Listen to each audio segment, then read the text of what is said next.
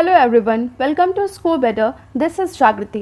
तो आज का हमारा टॉपिक है स्टेजेस ऑफ डेवलपमेंट। ये हमारा इस सीरीज़ का थर्ड पार्ट है और अगर आपने प्रीवियस वीडियोस नहीं देखी हैं तो आप प्लीज़ उसको देख लीजिए। ये ग्रोथ एंड डेवलपमेंट का ही थर्ड पार्ट है और इसमें हम स्टेजेस की बात करेंगे, क्या क्या स्टेजेस होती हैं डेवलपमेंट, कैसी एक ह्यूमन बॉडी के अंदर होती है। बहुत ही इंटरेस्टिंग टॉपिक है और ये जितने भी आपका CDP का सीरीज़ है आपको सभी टीचिंग एग्जाम में हेल्प करेगी, चाहे वो KVS हो, UP टेट हो, C टेट हो, DSSB हो, कोई भी टीचिंग एग्जाम में हो, आपको ये वीडियो सारी बहुत हेल्प करेंगी। अगर आपके आसपास में कोई भी है जो टीचिंग इस फील्ड से जुड़ा हुआ है और उसको वीडियो की इस CDP सीरीज़ की अगर नीड है तो आप उसको शेयर भी कर सकते हैं। तो चलिए स्टार्ट करते हैं हम अपना आज का टॉपिक। स्टेजेस ऑफ डेवलपमेंट को पढ़ने से पहले कुछ हम डेवलपमेंट के बारे में भी समझ लेते हैं। तो जैसे कि मैंने प्रीवियस वीडियो में भी आपको बताया है कि जो ग्रोथ होती है वो हमारा फिजिकल एस्पेक्ट पे डिपेंड होती है और डेवलपमेंट हमारे ओवरऑल बॉडी पे डिपेंड करती है, चाहे वो हमारा फिजिकल हो, इमोशनल हो, हमारा लिंग्विस्टिक हो यानी कि लैंग्वेज जो भी हम बोलते हैं, मॉरल चेंजेस हो, जो भी मोटर चेंजेस होती हैं, वो सारा ओवरऑल जो भी हमारे जन्म से लेके हमारी डेथ तक जो भी प्रोसेस एक चलती आती है उसको हम डेवलपमेंट कहते हैं। ये कंटिन्यूस प्रोसेस है और ये हमारे जन्म से लेके जब हमारी डेथ होती है तभी इसका एंड होता है। तो चलिए आगे बढ़ते हैं, हम समझते हैं कि स्टेजेस ऑफ डेवलपमेंट क्या है। तो आप यहाँ पे देख सकते हैं कि 6 स्टेजेस हैं। बेसिकली अगर मैं कहूँ ये सारी स्टेजेस हम सभी ह्यूमन बीइंग एक्सपीरियंस करते हैं। हम पहले प्री नेटल स्टेज में रहते हैं, फिर हम इन्फेंसी में आते हैं, फिर हम अर्ली चाइल्डहुड में आते हैं, फिर लेट चाइल्डहुड में आते हैं, फिर एडोलसेंस, फिर अडल्टहुड। ये सारी स्टेजेस स्टेप बाय स्टेप हैं, ठीक है। और हम सभी स्टेजेस को डीप में समझेंगे और बहुत ही इंटरेस्टिंग है। प्री नेटल स्टेज ये हमारी फर्स्ट स्टेज ऑफ डेवलपमेंट है। आपको बहुत से लोगों को कंफ्यूजन होता है कि हमारी फर्स्ट स्टेज ऑफ डेवलपमेंट क्या, कुछ कहते हैं इन्फेंसी है, कुछ कहते हैं अर्ली चाइल्डहुड है, बट आपको हमेशा याद रखना है करेक्ट आंसर आपका प्री नेटल स्टेज होता है। प्री नेटल स्टेज में ये होता है कि जब हम अपनी मदर के वूम में रहते हैं, जो भी 9th मंथ का प्रेगनेंसी का टाइम होता है, जो भी ड्यूरेशन होता है, उसके दौरान जो भी डेवलपमेंट होती है एक बच्चे की, जैसे कि आप इस इमेज में देख पा रहे हैं, तो वो पूरी जो प्रोसेस होती है, वो जो डेवलपमेंट होती है जब हम अपनी मदर के वूम के अंदर रहते हैं, ठीक है, कंसीव टू बर्थ, ये पूरा जो भी टाइम रहता है वो हमारा प्रीनेटल पीरियड में आता है कि life starts with conception in the वूम of the mother. Okay, अगर आपसे पूछ लिया जाए, KVS के एग्जाम में ज़्यादातर आपसे ये टाइम ड्यूरेशन पूछते हैं, तो आपको हमेशा याद रखना है कि ये 9 मंथ 10 डेज का पूरा ड्यूरेशन होता है। अगर आप टोटल आपको डेज में पूछता है तो 280 डेज, अगर वीक्स में पूछता है तो 40 वीक्स है। ये तीनों चीज़ आप ध्यान में रखिएगा। ये अक्सर तरह एग्जाम में पूछ लिए जाते हैं कि कंसीव का टाइमिंग क्या है, कंसीव टू बर्थ का टाइमिंग क्या है। तो टाइम पीरियड आपको ये हमेशा याद रखना है कि 9 मंथ टू 10 डेज। अगर ये ऐसे पूछता है ऑप्शन में आपको ये भी मिल सकता है, फिर आपको सेकंड ऑप्शन मिल सकता है 280 डेज, फिर आपको 40 वीक्स। ये तीनों ही ऑप्शंस करेक्ट होते हैं, ठीक है। चलिए हम आगे बढ़ते हैं। और ये जो 9 मंथ का पीरियड होता है इसमें बच्चा 3 स्टेजेस से गुजरता है। तो ये देखिए बहुत डेप्थ में तो आपसे सीटेट में नहीं पूछा जाएगा, लेकिन हाँ KVS के एग्जाम में आपसे ज़रूर पूछ लिया जा सकता है कि पूछा भी गया है कि ये 3 स्टेजेस को ऑर्डर में लगाना रहता है। आपको बहुत ज़्यादा डेप्थ में जाने की ज़रूरत नहीं है, ये साइंस का पार्ट आ जाता है। हमारी साइकोलॉजी में बस आपको ये समझना है कि 3 स्टेजेस क्या हैं और क्या टाइम ड्यूरेशन है उनका। तो सबसे पहला स्टेज आती है हमारी जर्मिनल। जर्मिनल में हमारा ये कि आपका सेल जो होता है वो मल्टीप्लाई होना शुरू होता है, वो उसके स्ट्रक्चर्स डेवलप होने लगते हैं, ठीक है। वो आपका 1 वीक टू 2 वीक का टाइम होता है। फिर आपका आता है एम्ब्रॉयनिक में आपका 3 to 8 वीक्स में होता है, ये स्टेज आती है और उसमें आपका थोड़ा सा आपका बॉडी स्ट्रक्चर, आपका ब्रेन डेवलप होने लगता है। फिर उसके बाद आपका फीटल लास्ट स्टेज होती है बर्थ के पहले और ये 9th वीक में आती है। जैसे कि 9 वीक होता है आपका लास्ट जो भी होता होगा, उसमें पूरा जो बेबी रहता है वो पूरा डेवलप कर जाता है, वो आपका फीटल स्टेज है। आपको बहुत ज़्यादा डेप्थ में जाने की जरूरत नहीं है, आपको बस यहाँ पे ये 3 सीक्वेंस है कि सबसे पहले जर्मिनल आएगा, फिर एम्ब्रॉयनिक आएगा, फिर फीटल आएगा। ये तीनों बस याद रखना है। होप आपको ये समझ में आया होगा। फिर आगे बढ़ते तो चलिए इसी से रिलेटेड हम एक प्रीवियस ईयर का क्वेश्चन सॉल्व करते हैं। तो क्वेश्चन है कि डेवलपमेंट स्टार्ट्स फ्रॉम, डेवलपमेंट कहाँ से शुरू होती है। तो जैसे कि ऑप्शन दिए हुए हैं, पहला है कि द स्टेज ऑफ इन्फेंसी, फिर दूसरा है प्री चाइल्डहुड स्टेज, फिर तीसरा है प्री नेटल स्टेज और चौथा है प्री अर्ली चाइल्डहुड स्टेज। तो जैसे कि मैंने आपको बताया कि development starts from prenatal stage, तो इसका करेक्ट आंसर सी होगा। तो आपने ये क्वेश्चन आपको समझ में आया होगा कि इसी से रिलेटेड, ये क्वेश्चन प्रीवियस ईयर का है तो आप इसको थोड़ा ध्यान रखिएगा और इसी से आपको रिलेटेड ही पढ़ना है ज़्यादा। इन्फेंसी स्टेज ये हमारे बर्थ के बाद की स्टेज है। प्री नेटल स्टेज जब हम अपनी मदर के वूम में रहते हैं, फिर उसके बाद हमारी सेकेंड स्टेज आती है इन्फेंसी स्टेज, जिसको कि हम बर्थ से लेके 2 ईयर्स तक का टाइम होता है। इसमें बच्चा अपने सेंसेस के थ्रू सीखता है, जिसको कि हम हिंदी में ज्ञान इंद्रिया भी कहते हैं। सेंसेस के थ्रू वो हर चीज़ ऑब्जर्व करता है, है, अपने अगल बगल की सराउंडिंग्स को, अपने इन्वायरमेंट को ऑब्जर्व करता है, उसके अकॉर्डिंग उसकी डेवलपमेंट होती है। ठीक है, तो क्या क्या डेवलपमेंट होती है, कैसे क्या होता है, अगर हम इसके बारे में बात करते हैं तो ये कुछ की वर्ड्स हैं, आप इसको ध्यान रखिएगा। ऐसे तो आप अगर पढ़ोगे तो बहुत ही बोरिंग लगेगा, इसलिए मैंने कुछ की पॉइंट्स बना दिया है यहाँ पे। तो जैसे कि इन्फेंसी में 0 to 2 ईयर्स का जो टाइम ड्यूरेशन होता है, उसमें आप जब देखेंगे कि जो बच्चे का बर्थ होता है और 2 साल तक का जो भी टाइम ड्यूरेशन होता है, उसमें उसकी फिजिकल डेवलपमेंट बहुत रैपिड होती है, बहुत तेजी से उसकी फिजिकल डेवलपमेंट होती है। जब देखेंगे जब बेबी पैदा होता है तो बहुत छोटा सा रहता है, कुछ 3 या 3.5 kg का उसका वेट होता है, उससे ज़्यादा का नहीं होता है। फिर उसके बाद फिर धीरे धीरे वो बड़ा होता है, फिर उसकी जो डेवलपमेंट होती है बहुत तेज़ी से होती है। मतलब कि आप जो बच्चा का बर्थ हुआ फिर 2 ईयर्स के बेबी को देखोगे, बहुत तेज़ी से रैपिड डेवलपमेंट होती है। फिर उसके बाद उसके मोटर्स स्किल होते हैं, मोटर्स स्किल जो भी उसके हाथ पैर उसके मसल्स होते हैं वो सब डेवलप करना स्टार्ट करते हैं। ठीक है, पहले बच्चे का मसल्स, उसके हैंड और लेग बहुत वीक रहते हैं, उसके बाद धीरे धीरे वो बच्चा का थोड़ा बॉडी में स्ट्रांगनेस आती है, तो उसके साथ वो क्रॉल करता है, क्रॉलिंग रिंग के चलन से कहते हैं। फिर उसके बाद वॉक करता है, फिर वो थोड़ा थोड़ा बैठना सीखता है, फिर वो चीज़ों को ग्रैप्स करना सीखता है, चीज़ों को पकड़ना सीखता है। तो उसमें क्या होता है कि उसकी मोटर डेवलपमेंट होती है। फिर इंटेलेक्चुअल डेवलपमेंट में क्या होता है कि अब ऐसा नहीं कह सकते हैं कि इंटेलेक्चुअल डेवलपमेंट बिल्कुल निल होती है। इंटेलेक्चुअल डेवलपमेंट बहुत ज़्यादा तो नहीं होती, लेकिन हाँ हो जाती है, क्योंकि अगर आप देखेंगे कि बच्चा सेंसेस के थ्रू सीख रहा है, और ऐसा माना जाता है कि जो बच्चा होता है वो जैसे बर्थ होता है उसका, उसके कुछ घंटे बाद से वो अपनी मदर की वॉइस को रिकग्नाइज करने लगता है, वो पहचानने लगता है कि उसकी मदर बोल रही है। ठीक है, यहाँ पे अगर वो किसी स्ट्रेंजर के हाथ में दे दिया जाए तब वो रोने लगता है, तो कहीं ना कहीं उसकी इंटेलेक्चुअल डेवलपमेंट हो रही है, तभी वो सारी चीज़ें वो समझ जा रहा है। ठीक है, तो 0 to 2 ईयर्स में अब इंटेलेक्चुअल डेवलपमेंट भी थोड़ी बहुत होने लगती है, फिर पूरी तरीके से नहीं होती है लेकिन थोड़ी बहुत हो जाती है। फिर आपका आता है सोशल डेवलपमेंट। सोशल डेवलपमेंट ये है कि आप समझ सकते हैं कि बच्चा बहुत छोटा है तो वो पूरी तरीके से अपने पेरेंट्स पे ही डिपेंड होगा, तो कंप्लीटली डिपेंड्स ऑन पेरेंट्स है। फिर आपका आता है लैंग्वेज डेवलपमेंट। लैंग्वेज डेवलपमेंट, अब इतना छोटा बच्चा है तो आप समझ सकते हैं कि उसकी जो रोना होता है, वो हर चीज़ के लिए अगर उसे कुछ चाहिए होता है या फिर कुछ बताना होता है तो वो रो के ही बताएगा। ठीक है, वो रो के ही बोलता है। तो फिर वो जो क्राई होंगे, तो जो क्राइज होती है बच्चे की, जो बच्चा क्राइंग करता है वो उसकी वो फर्स्ट लैंग्वेज होती है कह लीजिए। हाँ, फिर उसके बाद बच्चा, फिर आप देखते हैं कि बच्चा जो भी मदर बोलती है या फिर जो भी उसके सराउंडिंग के जो भी लोग बोलते हैं उनको, उसको वो कैच करता है। तो उसमें वो सबसे पहले वोवल साउंड्स प्रोड्यूस करता है, आ ई, मतलब कि वो, मतलब कि कुछ भी वोवल साउंड्स प्रोड्यूस करता है। फिर वो बैबल करता है, बैबल में वो कुछ कॉन्सोनेंट साउंड प्रोड्यूस करता है।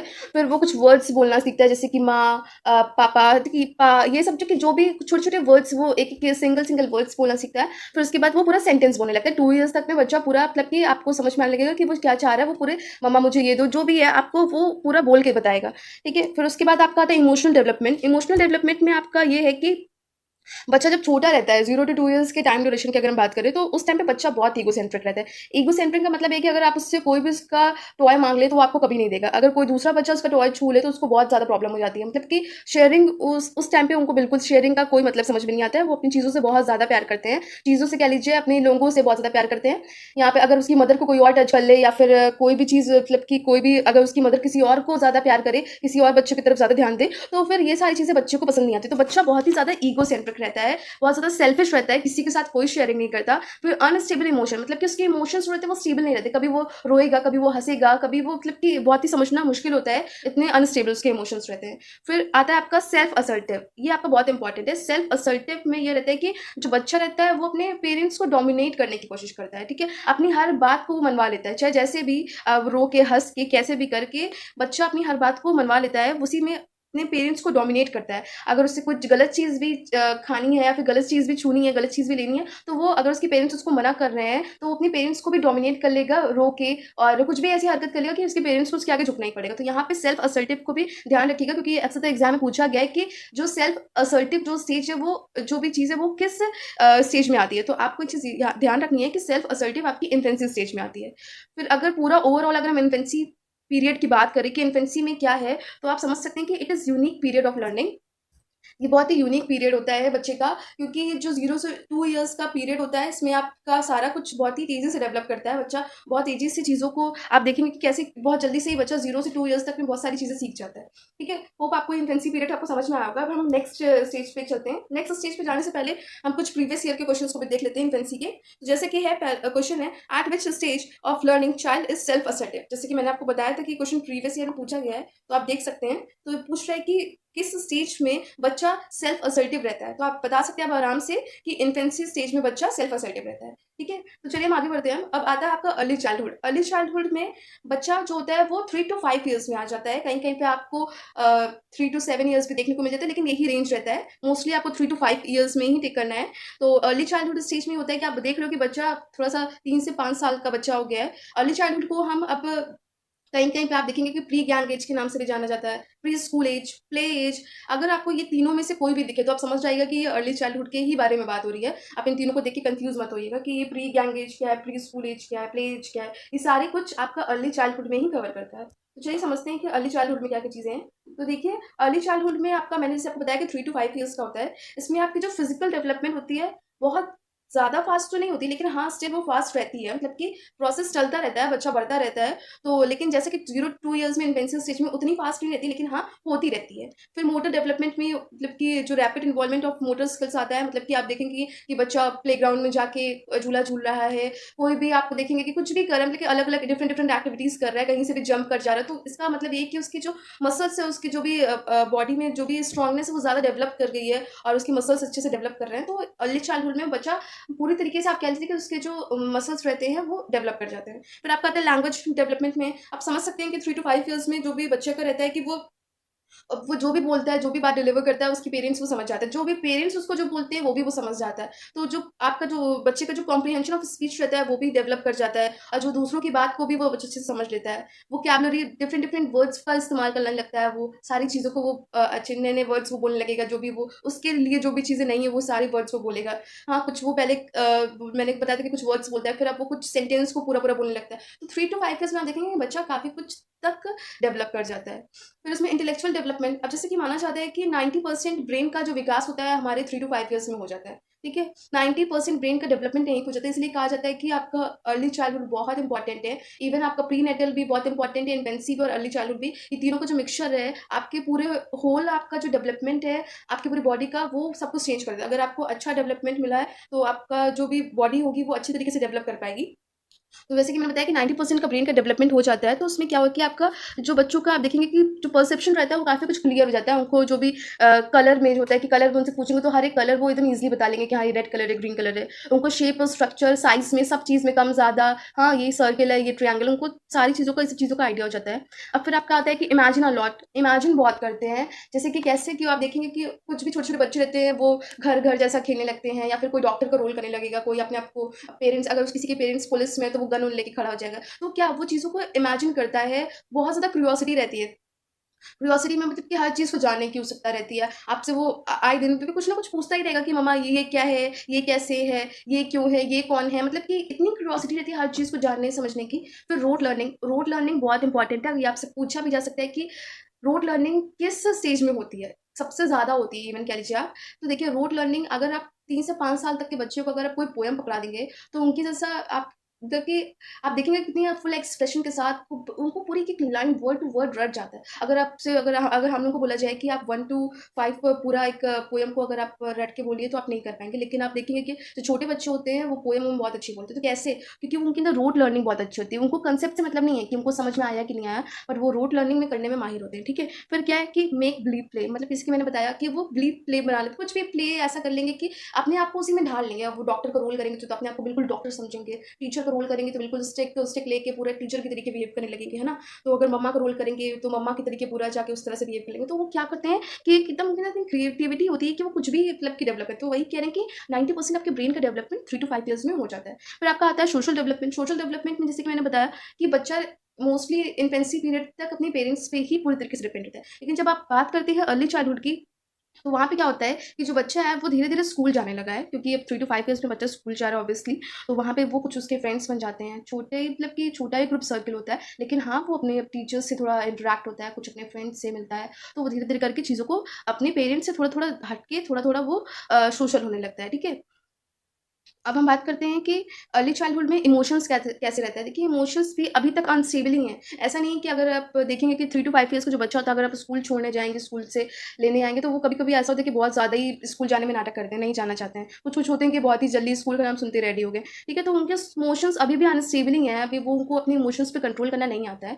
फिर अगर हम बात करें कि सेल्फिश और ईगोसेंट्रिक की, तो देखिए अभी भी वो सेल्फिश ही हैं, ईगोसेंट्रिक है, उनके अंदर अभी शेयरिंग है और दूसरी को अपने गिफ्ट्स, अपने टॉयज़ देना, ये सारी चीज़ें उनको अभी बर्दाश्त नहीं होती, तो अभी तक वो ईगोसेंट्रिक में ही आते हैं। फिर आपका आता है कि इंडिपेंडेंस होते हैं, क्यूरियोसिटी। अब वो क्या धीरे धीरे मतलब कि जो अपने पेरेंट्स पे डिपेंडेंट रहते हैं, अब वो धीरे धीरे अपने पेरेंट्स से थोड़ा सा इंडिपेंडेंट होने लगते हैं कि पेरेंट्स भी उनको फ्री थोड़ा छोड़ते हैं कि हाँ बच्चे कुछ अपने से करें, कुछ अपने से कुछ मतलब कि अपनी चीज़ों का वो खुद अपने गिफ्ट्स को गिराएंगे, खुद रखेंगे, तो बच्चों को पेरेंट्स उनको थोड़ा थोड़ा इंडिपेंडेंट छोड़ने लगते हैं। ठीक है, फिर क्यूरियोसिटी तो वैसी ही रहती है जैसे कि मैंने बताया आपको 3 to 5 ईयर्स में बच्चों को क्यों, क्या, कैसे, ये सब जानने की बहुत रहता है। अब सबसे इंपॉर्टेंट अर्ली चाइल्डहुड का जो हर साल क्वेश्चन आता है और जो कि बहुत इंपॉर्टेंट है, Electra complex and Oedipus complex. ठीक है, ये जो 2 कॉम्प्लेक्स है ये आपको हर साल प्रीवियस ईयर में देखने को मिलेगा। तो इलेक्ट्रा कॉम्प्लेक्स क्या होता है? तो इलेक्ट्रा में आप जैसे कि यहाँ देख सकते हैं कि जो ये लड़की है, जो बच्ची है, वो अपने पापा से, इसके पापा हैं और बहुत ज़्यादा अटैच है। कैसे? इलेक्ट्रा कॉम्प्लेक्स में आप देख सकते हैं कि जो ऑपोजिट सेक्स की तरफ बच्चे अट्रैक्ट होते हैं। अगर वो बॉय है तो अपनी मदर की तरफ अट्रैक्ट होगा, अगर वो गर्ल है तो अपने फादर की तरफ अट्रैक्ट होगी। तो जैसे कि आप इलेक्ट्रा कॉम्प्लेक्स की बात करें तो इलेक्ट्रा में आपको ये है कि girls attach to his father, and अगर वहीं पे ऑडिपस की बात करें तो यहाँ पे boy attach to his mother. मतलब कि जो बेटे होते हैं वो अपनी मदर की तरफ ज़्यादा अटैच करते हैं और जो लड़कियां होती हैं वो अपने फादर्स की तरफ ज़्यादा अटैच रहती हैं। तो यहाँ पे आपको चीज़ हमेशा याद रखनी है। अच्छा, एक चीज़ और है कि एग्जाम में आप इलेक्ट्रा कॉम्प्लेक्स और ऑडिपस कॉम्प्लेक्स के बीच में 90% बच्चे कन्फ्यूज हो जाते हैं। तो मैं भी कन्फ्यूज़ हो गई थी, तो फिर इसीलिए मैं आपको बता रही हूँ कि देखिए आपको एक सिंपल सी छोटी सी ट्रिक है कि अगर आपको ऑडिपस, आप एक दोनों में से कोई एक भी अगर अच्छे से समझ लेंगे तो आप दूसरे का तो गैस लगा ही लोगे। तो ऑडिपस कॉम्प्लेक्स को आप ओ, मतलब कि ओ आ रहा है तो बॉय में भी ओ आता है, बॉय है ना, BOY, और ऑडिपस में भी पहले में ओ आ रहा है, तो आप ये दोनों को समझ सकते हैं कि ऑडिपस कनेक्टेड टू बॉय। तो मतलब कि आप इस चीज़ को कभी भूलेंगे नहीं। ऐसे अगर आप ऐसे आप समझ के पढ़ेंगे तो आप कभी इस चीज़ में कंफ्यूज नहीं होंगे। एग्जाम में अगर आपके सामने पूछ लिया गया है कि girls attach to his father, आप इसको क्या बोलते हैं, तो आपके पास 3-4 ऑप्शन आ जाएंगे, तो आप उसमें पक्का कंफ्यूज हो जाएंगे। तो आप इलेक्ट्रा कॉम्प्लेक्स आपको हो सकता है उस टाइम पे याद आ रहे।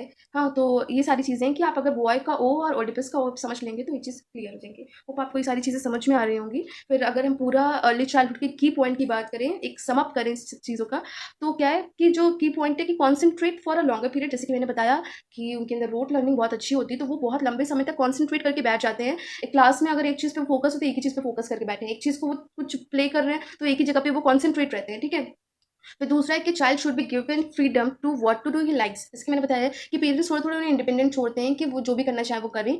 फिर ready to go to school, जैसे कि 3 to 5 ईयर्स में बच्चे स्कूल जाने के लिए रेडी होने लगते हैं।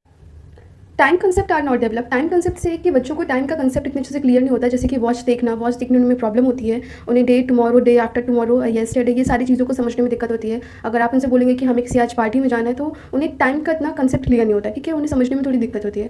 तो एक क्वेश्चन करते हैं कि Priya depends almost completely on his parents. She is just learning to recognize things that she want and how to get them. Priya is in the development period called, तो जो प्रिया है वो कम्प्लीटली अपने पेरेंट्स पे depend है और वो चीज़ों को, जो चीज़ उसे चाहिए उसे रिकग्नाइज करना सीख रही है। ठीक है, उसे पहचानना सीख रही है। तो प्रिया कौन से डेवलपमेंट पीरियड में है? तो जैसे कि मैंने आपको बताया था, जब ये कीवर्ड आपको मिल जाएगी completely depend on his parent, तो आप बताइए कौन सा कीवर्ड है? ये अर्ली चाइल्डहुड में आएगा कि इन्फेंसी में आएगा? देखिए, आप यहाँ पे कंफ्यूज मत होइएगा कि मैं अर्ली चाइल्डहुड का ही पढ़ा रही हूँ तो अर्ली चाइल्डहुड का ही क्वेश्चन है। ये यहाँ पे आंसर आपका इन्फेंसी है। तो जो इन्फेंसी स्टेज होती है उसी में चाइल्ड जो होता है completely depend on his parent होता है। तो इसका आंसर ए होगा। ओके, चलिए हम आगे बढ़ते हैं। फिर आता है आपका late childhood. Late childhood stage क्या होती है कि देखिए, लेट चाइल्डहुड में आपका आता है 6 to 12 ईयर का टाइम ड्यूरेशन। अब इसमें बच्चा, आप देख सकते हैं कि बच्चा का बॉडी डेवलपमेंट अच्छा हो गया, बच्चा थोड़ा थोड़ा मतलब कि ना ही अब छोटा रह गया ना ही पूरी तरीके से बड़ा हो गया, वो बीच के स्टेज में है। लेट चाइल्डहुड को आप कहीं कहीं देखेंगे कि इसको मिडिल चाइल्डहुड के नाम से भी जाना जाता है। तो लेट चाइल्डहुड में आप देख सकते हैं इसको डिफरेंट नेम है। आप इसको मिडिल चाइल्डहुड स्टेज के नाम से भी जान सकते हैं, इसको स्कूल एज भी कह सकते हैं, गैंग एज भी कह सकते हैं, और इसको ट्रबलसम पीरियड भी कहा जाता है। तो आप प्री गैंग एज और गैंग एज में कंफ्यूज मत होइएगा, प्री स्कूल एज और स्कूल एज में कंफ्यूज मत होइएगा।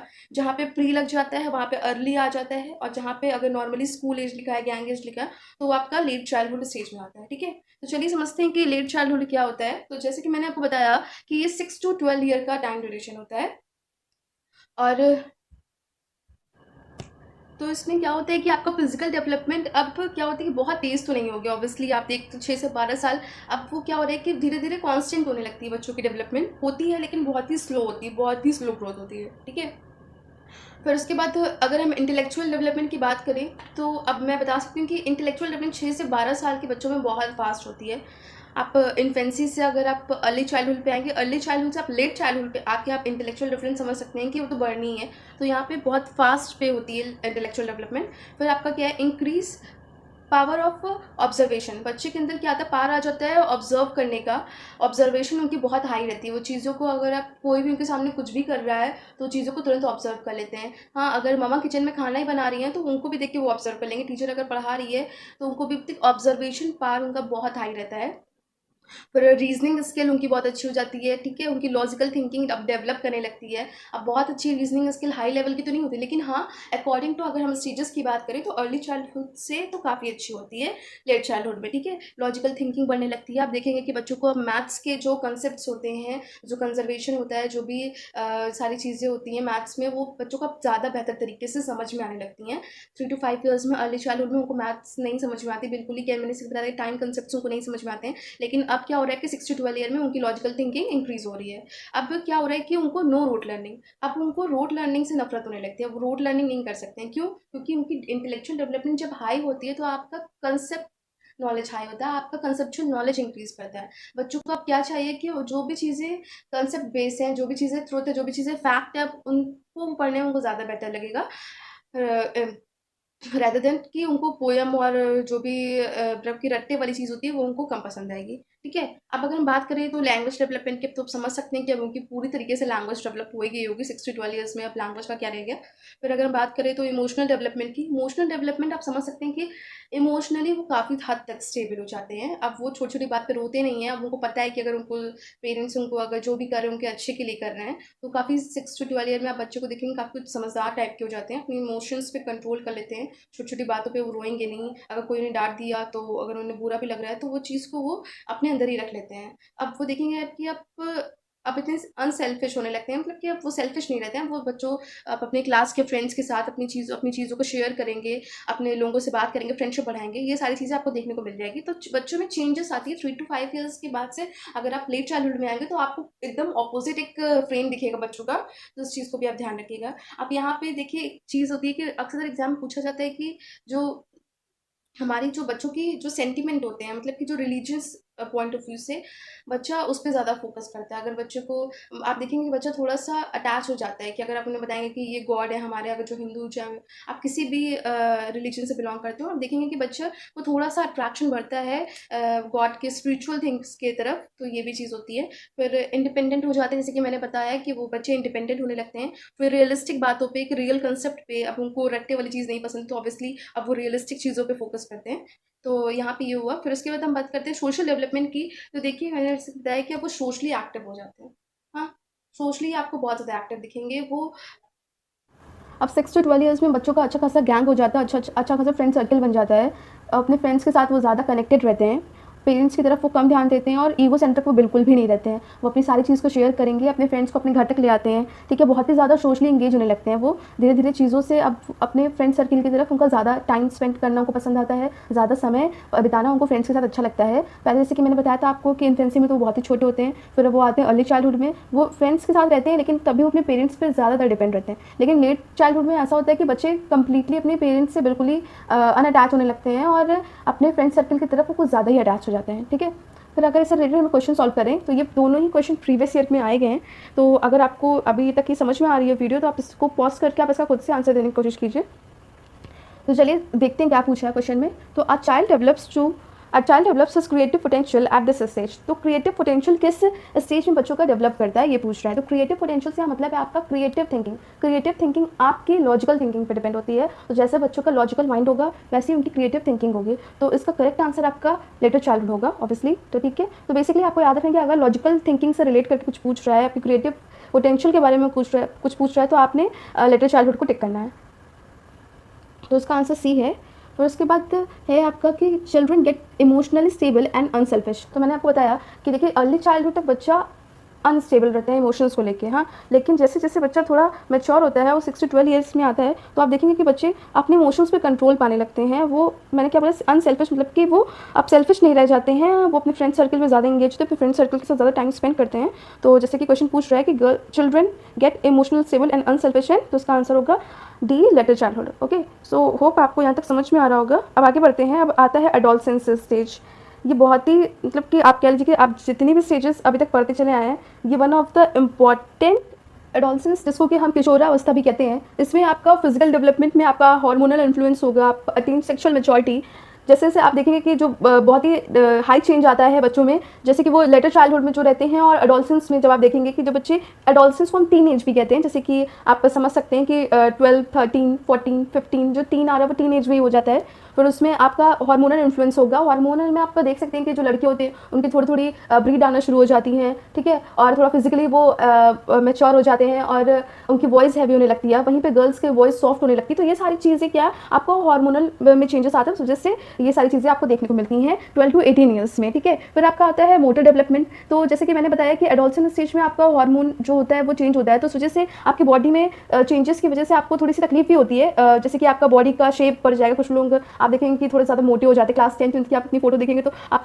थोड़े से मोटे रहेंगे, और कुछ सबके साथ ऐसा नहीं होता है, कुछ लोग पतले भी रहते हैं। तो किसी के बोन्स, मसल्स, ये सारी चीज़ें बॉडी हैवी हो जाती है। तो कहीं ना कहीं उनको मतलब कि जितना वो अर्ली चाइल्डहुड में और जितना वो लेटर चाइल्डहुड में जितना वो प्ले करते हैं, जितनी वो एक्टिविटीज़ प्ले करते हैं, वो एडोलसेंस में आपके कहीं ना कहीं वो चीज़ें कम होने लगती हैं, ठीक है। आपका फिजियोलॉजिकल फंक्शन जो होता है, फिजियोलॉजिकल आपके जो बॉडी में चेंजेस आते हैं, वो सारी चीज़ें आप ज़्यादा तेज़ी से डेवलप करती हैं। अब आपका आता है कि इंटेलेक्चुअल डेवलपमेंट। तो जैसे कि आप यहाँ पे समझ सकते हैं कि 12 से 18 साल में भी आपका इंटेलेक्चुअल जो डेवलपमेंट होता है वो फास्ट ही होता है। आपका लॉजिकल, आपका रीजनिंग पावर, आपका ऑब्जर्वेशन थिंकिंग, ये सारी चीज़ें भी स्ट्रॉन्ग हो जाती हैं। आपने रोट लर्निंग करना बिल्कुल पसंद नहीं होता ऑब्वियसली, मतलब कि बेसिकली अगर देखा गया है कि एडोलसेंस स्टेज में आप बिल्कुल ही आपको लगेगा, अगर आपको हिस्ट्री पढ़ने को दे दी जाए तो आपको लगेगा कि क्या बातें हो रही हैं, कुछ भी उसमें मतलब कि आपको लगेगा बहुत बोरिंग सा लगता है। तो उनको कुछ भी अगर उसी की जगह उनको अगर GK, current affairs, environmental studies पढ़ा जाए तो वो उनको ज़्यादा पसंद आता है एज़ कम्पेरिजन टू हिस्ट्री और ये सारी जो भी थियोरेटिकल चीज़ होती है उसकी अपेक्षा। फिर आपका तो अगर हम एडोलसेंस में इमोशनल स्टेज की बात करें, इमोशनल डेवलपमेंट की, तो देखिए इमोशनल डेवलपमेंट यहाँ पे बहुत ज़्यादा ही डिस्टर्ब रहती है, ठीक है। सबसे ज़्यादा क्वेश्चन आपको इधर ही से मिलेंगे कि जिसको कि स्टैनली हॉल ने बताया कि stage of stress and storm, ये स्टेज होती है जिसमें कि बहुत ज़्यादा जिसको कि हम तूफान या तनाव का भी स्टेज कहते हैं।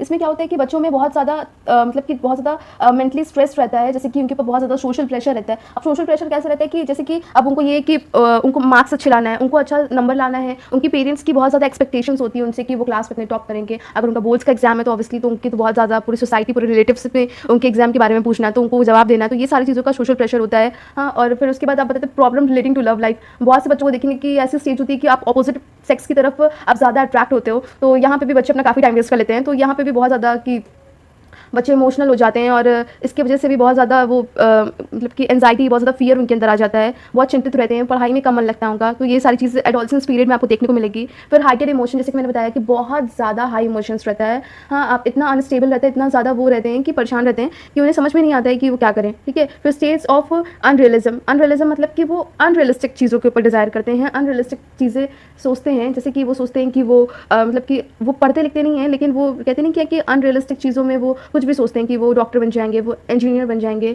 वो बड़े होकर ये करेंगे, बड़े होकर वो चीज़ करेंगे। तो वो कहीं ना कहीं बहुत ज़्यादा ही अनरियलिस्टिक चीज़ों के बारे में सोचने लगते हैं। फिर बात करते हैं कि डिज़ायर ऑफ इंडिपेंडेंस। वो इंडिपेंडेंट मांगते हैं अपने आप को, कि वो इंडिपेंडेंट होना चाहते हैं, क्योंकि उन्हें कोई रोका टाकी नहीं पसंद होती है। वे चाहते क्या है कि उनके पेरेंट्स उन्हें बिल्कुल अकेला आज़ाद छोड़ दें, वो अपनी तरीके से रहें, अपनी तरीके से वो लेट सो के उठे या फिर लेट कुछ भी करे तो उन्हें कोई टोके ना, उन्हें कोई डांटे ना। तो इस स्टेज में पेरेंट्स भी अपने बच्चों पर बहुत ज़्यादा ध्यान देते हैं, क्योंकि उन्हें पता होता है कि ये पीरियड ऐसा है उसमें, लेकिन कहीं ना कहीं बच्चे उस पर बहुत ज़्यादा ही मतलब कि पेरेंट्स से गुस्सा होने लगते हैं और उनके बीच में कॉन्फ्लिक्ट भी हो जाती है कई बार कि दोनों के एक्सपेक्टेशंस नहीं मैच करते हैं। पेरेंट्स चाहते हैं कि बच्चे पढ़े लिखें, पढ़ाई पर फोकस करें, अपने करियर पर ध्यान दें, और वहीं पर बच्चे चाहते हैं कि वे मतलब कि अपने फ्रेंड सर्कल पर बहुत ज़्यादा ध्यान देते हैं, मतलब कि सारी चीज़ों, पढ़ाई को छोड़ के सब चीज़ों पे वो ध्यान देते हैं, जैसे कि आप कह सकते हैं। फिर डे ड्रीमिंग, डे ड्रीम बहुत ज़्यादा करते हैं, मतलब कोई ख्याली पुलाव बनाते हैं कि मैं बड़ा होकर शाहरुख खान बन जाऊँगा, मैं मतलब कि अंबानी के जितना पैसा कमा लूँगा। मतलब कि कुछ मेहनत नहीं करनी होती है, बस क्या कि ख्याली पुलाव बनाने रहते हैं उन्हें, और कुछ भी सोचते रहते हैं कि मैं ये कर लूँगा, मैं वो कर लूँगा। तो ये सारी चीज़ें हैं। फिर हीरो वर्शिप करते हैं, मतलब कि अगर कोई भी अपना, जैसे कि उन्होंने सलमान खान को देख लिया तो उसकी तरीके बॉडी बनाने लगेंगे, है ना। तो अगर कोई लड़की है तो कोई भी एक्ट्रेस को वो अपना रोल मॉडल मान लेती है, कुछ भी उसी के तरीके हेयर स्टाइल, उसी के तरीके ड्रेस, उसी के तरीके हर एक चीज़ कॉपी करना। तो यहाँ पे हीरो वर्शिप भी होती है।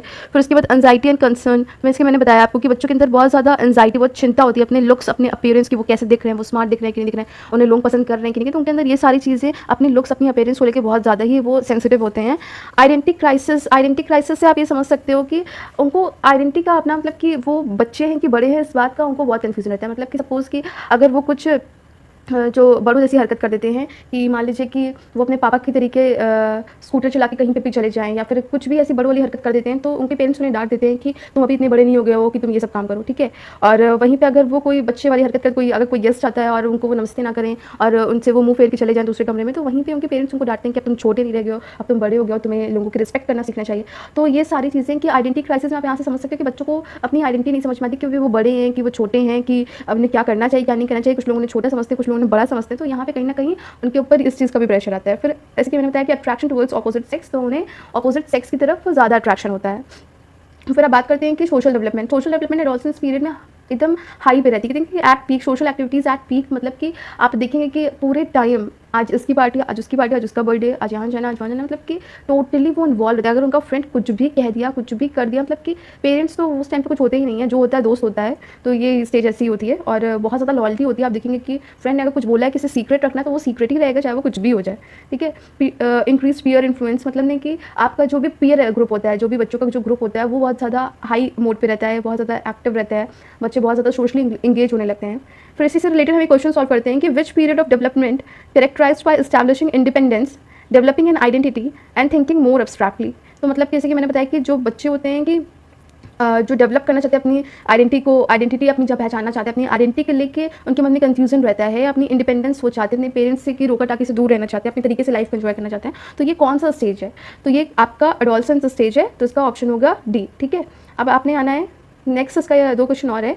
तो who said adolescence is a period of storm and stress. जैसे कि मैंने बताया कि ये जो स्ट्रॉम एंड स्ट्रेस को कि तूफान एवं तनाव का स्टेज कहा गया है, ये किसने कहा है? ये आपका स्टैनली हॉल ने कहा है, ठीक है। तो इसका बी करेक्ट ऑप्शन होगा। फिर आपका है कि eight which stage social activities at peak, मतलब कि सोशल एक्टिविटीज़ एट पीक। देखिए ये की वर्ड है, आपको सोशल एक्टिविटीज़ एट पीक जब बोला जाए तो आपको ये चीज़ याद रखनी कि एडोलसेंस की ही बात हो रही है।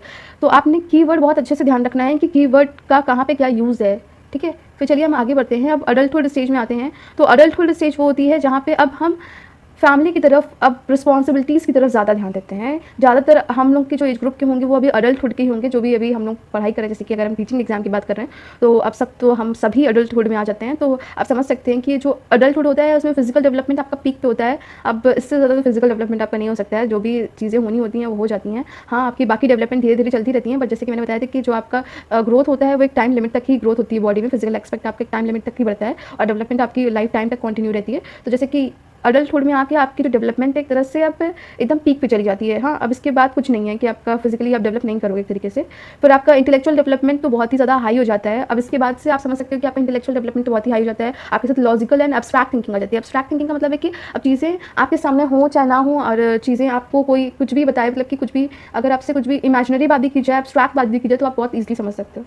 इंटेलेक्चुअल डेवलपमेंट में जैसे कि आपका increase in logical and abstract thinking, आपका लॉजिकल थिंकिंग बहुत ज़्यादा डेवलप कर जाता है। आपकी एब्स्ट्रैक्ट चीज़ें आपके सामने हो चाहे ना हो, आप उसके ऊपर थिंक कर सकते हो, आप सोच सकते हो, अपनी फ्यूचर की प्लानिंग कर सकते हो। तो ये सारी चीज़ें हैं। फिर आप इमोशनली और सोशली भी काफ़ी अच्छे से डेवलप कर जाते हो, बहुत ज़्यादा बैलेंस हो जाते हो, इमोशनल भी और सोशल भी। आपका जो ग्रुप होता है वो बहुत ज़्यादा एक्टिव तो नहीं होता है, क्योंकि आप अपनी पर्सनल लाइफ में बहुत ज़्यादा इंगेज हो जाते हो। तो उस टाइम पे आप सोशल और इमोशनल दोनों तरीके से बैलेंस हो जाते हैं।